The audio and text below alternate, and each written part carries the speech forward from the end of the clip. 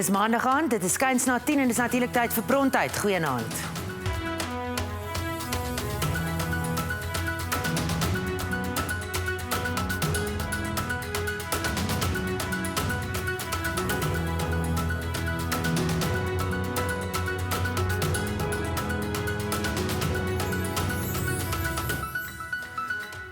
Plaasgeweld is 'n emosionele onderwerp.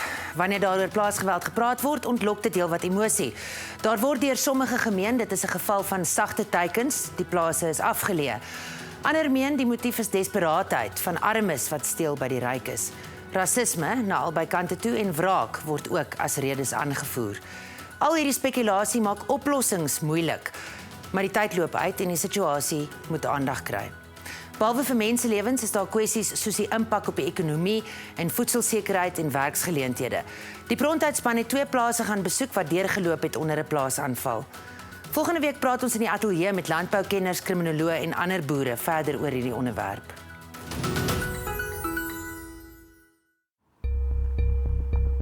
Robert Lynn en sy vrou Susan Helworth is laat Sondag aand 19 Februarie op die plaas waarop hulle woon, 'n klipgooi buite Dulstroom, wreed aangeval. There was a bit of a commotion on the other side of the curtain. I sleep on this side of the bed nearest to the door. And Susan was sleeping on that side, which was normal. One gentleman came through the window, well, they burst through the curtains were pushed back, and one had a gun. And he fired 2 shots at me. I saw 2 distinct flashes and 2 bangs. Obviously, I wasn't hit. But unbeknown to me, which after 8 weeks of thinking about it, Susan must have been either a stray shot or a deliberate shot. Picked her because here you can see where it bounced off her head and lodged in the headboard. They then tied me up in the other room and demanded to know where the safe was. So I gave them my bank card and I gave them the PIN number, and I tried to negotiate with them while they were tying me up. That it was not necessary, you don't have to tie me up. All you've got to do is take the card, there's the PIN number, you don't have to do anything, just go to the ATM, and I as a gentleman will not tell the authorities, the relevant authorities, until Monday morning. So you can do tonight and you can do Monday morning, because it's 1,000 rand on my card per day. He stabbed me in the shoulder, but he said something like, "Don't mess us around." Then they wanted to know that I definitely had a safe, because they knew I had a safe. And I said, "Well, it's a stupid little thing, it's in the wardrobe." So they drove me through here and into this wardrobe. And the problem was I never use it, Susan uses it. So I didn't know the code. So I took a flyer and I said 1805A. 18 is the day I was born on the 5th of May. So they tried it. It wouldn't work, so he stabbed me again in the shoulder. Then I thought, no, I'm in big trouble here. So I sort of did this, and I looked out and I looked at Susan to shout at her and say to her, "What is the code?" And she was breathing as if she was lying asleep, and she was going, and then I saw blood all over the pillow. And then I started to get annoyed, so he stabbed me again. Back to the safe, so I had to think of my feet, and I thought, oh God. So her birthday's 1803, 1952. So I said 1803B, and can you believe it? It worked. Opened it up, and as you can see, that's virtually what was in there. Nothing of any consequence whatsoever. No money, nothing. So then I said, "What have you done to her?" And I looked at her again, and the pillow was totally saturated in blood. Claire Taylor, 'n goeie vriendin van Susan, woon ook op die plaas. I saw Sue every day. My sheep have got a camp just at the back of their house. I'd come and let the sheep out and say hello to Sue, how's the day? So we were very close friends. She was a great person to have on your side, and she was a strong woman, whoever came. knew that Sue was the person who was going to put up the fight. What I was wearing in bed was just a pair of boxer shorts, nothing else. Then they asked me again, where's the money? And I said to them quite specifically, look, whoever gave you information that there was money or guns on this property gave you the wrong information. And he shouted straight back at me, no, they didn't. Everybody in Dulstrom knows this place does not do any transaction. There's no money in the property. Except 300 rand, I think it was, 320 rand for items that you buy at a shop. And then they saw this. And unfortunately, I use this to start my fire. It's a wood-burning stove. And the boss man, he instructed his brother, as it transpires, to light this and to torture me to get information as to where the money and the guns were. He'd never done it before, I could see that. I mean, not that I've ever been through it, but the way he was doing it, you see, I can't show you. If you're using this and you go too close to the object, then you reduce the oxygen intake and it blows out. So a lot of the burns were little rings. These ones on this side are a bit worse, you know, because they were 10 or 15 seconds long. But most of them were, quick. Luckily, they ran out of gas on this one, so they stopped, which was a bit of a relief. And then they started looking behind all the pictures to see if there was a gun safe behind there, and I thought to myself, you know, they've been watching too many movies.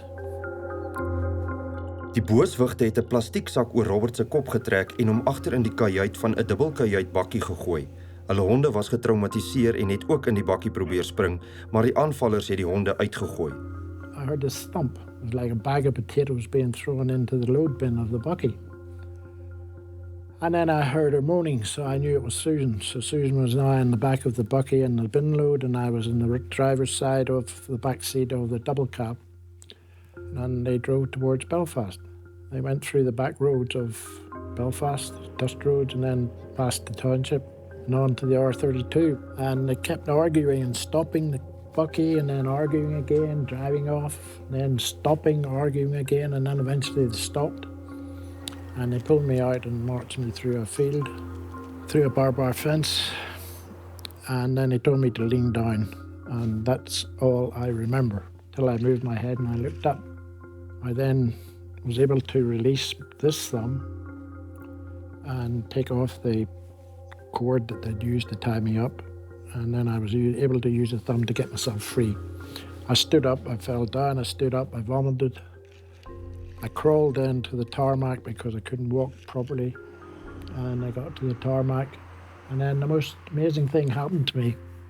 If you walk onto the tarmac in the condition that I was in, if you look to your left, it's downhill, it's nice tarmac, and you can see the lights of the town. And if you look right, it's uphill and it's pitch black virtually. And normally you would turn left because there's lights there and obviously there's civilization, and you would go that way. Anyway, I heard a cow moo. I don't know if you're religious, maybe God told me to go right into the darkness. And I crawled up that road maybe 30 metres, and that's where the moaning was coming from. And there was Susan in a ditch about 4 metres in. And, well, I had a choice. I either sat with her and die. I take off my boxer shorts and wrap her head, even though it was wrapped in a towel. Or I go out straight away and I stand in the middle of the road and I stop anybody that I can. 5 trucks, 2 cars passed me, all the trucks hooded, but nobody stopped. And then it was coming light, and I heard this, a V8, one of the old F-100s, Ford pickups. And I said to myself, well, this is it. They're going to have to run over me, because there's no point. I got no more. My life was stuffed now. I mean, I've got to get her to hospital. She needs treatment. So it was 2 chaps from Ermelo I told him the story. His colleague, the passenger, went in and had a look at Susan, and he says, it's terrible. And then from there, the authorities came, the police, security. The ambulance then transferred us to Belfast Hospital, and then we were transferred to Mid-Med Hospital. About 8 o'clock, I come up to put the sheep out. My husband phoned me on the cell phone and said Corbestaville had phoned from the farm next door to say that there'd been a farm attack on our farm. So I came up straight away. I walked around the house. All the doors were locked, closed, the curtains were all drawn. And I thought, what on earth? And I saw the bedroom window was open. It was the only way I could get in, so I climbed in through the bedroom window. And I walked into the bedroom, and there was blood everywhere. So something awful had happened. And it was Sunday night that the attending surgeon came to me and she said, Mr. Lynn, we're not going to take the bullet out. It's too near your spine. We're going to leave it. I looked at her. I didn't even know I'd been shot. I said, what about me? I said, what about Susan? And she said, well, all her major organs are showing signs of distress, and you would be legally allowed to turn the switch off. Now, that was in a space of about 3 to 5 minutes. That shocked me. I didn't know what to say. First of all, I'd been shot, which I didn't know, and now they're telling me that she's now going to be a vegetable. So for some reason, I said to her, look, give me until 9 o'clock on Tuesday. Why I said Tuesday and why I said 9 o'clock, I don't know to this day. Luckily for me, and I suppose everybody, that their heart stopped at 9:30 on Tuesday morning.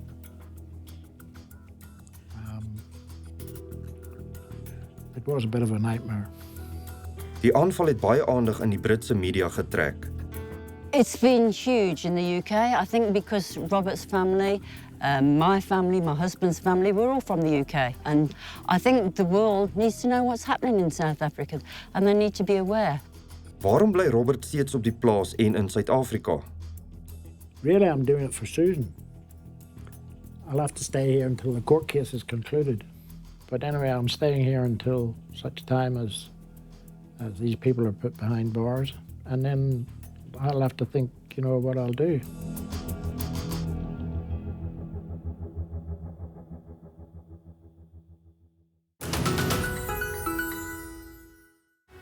Geweld bly aaklig. Na die advertensies besoek ons vir Koti Lamprecht wat in Oktober verlede jaar 'n aanval oorleef het.